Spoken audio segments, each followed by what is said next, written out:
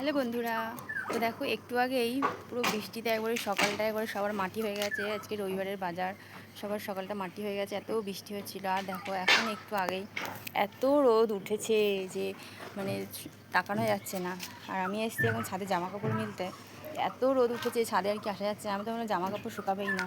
তো দেখো মানে প্রচণ্ড পরিমাণে রোদ উঠেছে এখন।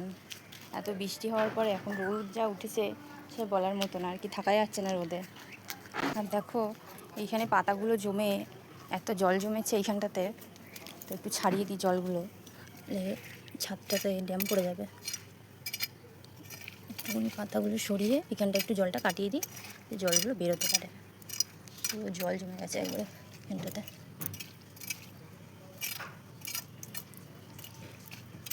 আসলে পাশে এত গাছপালা, তো এই যে প্রচুর গাছপালা, সব পাতা ডালপালা উড়ে সব আসে এখানে, ওই জন্য এত ছাদটা নোংরা হয়।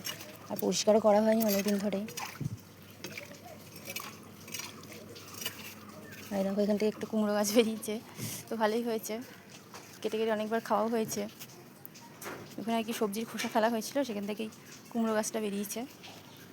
তো আমি এখন জামা কাপড় মেলে নেবো, আরও জামা কাপড় মেলা আছে ছাদে আর কি। রোদ ওঠাতেই সবাই এসে সব জামা কাপড় মেলে দিয়ে গেছে, আমিও এখন জামা কাপড় মেলে দেবো। এই যে আমারও রয়েছে এক বালতি। তো ঠিক আছে বন্ধুরা, এইদিকেও একদিকে এরকম জল জমে গেছে। সকালেই ভেবেছিলাম এটা ছাড়াবো, কিন্তু আর খেয়াল ছিল না। সকালে এসেছিলাম ছাদে একবার ফুল তুলতে, তখন ছাড়াবো ভেবেছিলাম, আর ছাড়ানো হয়নি। এটা ছাড়িয়ে দিলাম, এখান থেকেও জলগুলো বেরিয়ে যাবে। আসলে ধুলোতে, নোংরাতে, পাতাতে এত সব জ্যাম হয়ে গেছে ড্রেনগুলো। তো আমিও এখন এই যে আমার জামা কাপড়গুলো রয়েছে, এগুলো মেলে আমিও নিচে যাবো। রোদে থাকা যাচ্ছে না বেশিক্ষণ। তো টাটা বন্ধুরা, আবার পরে ভিডিওতে দেখা হবে।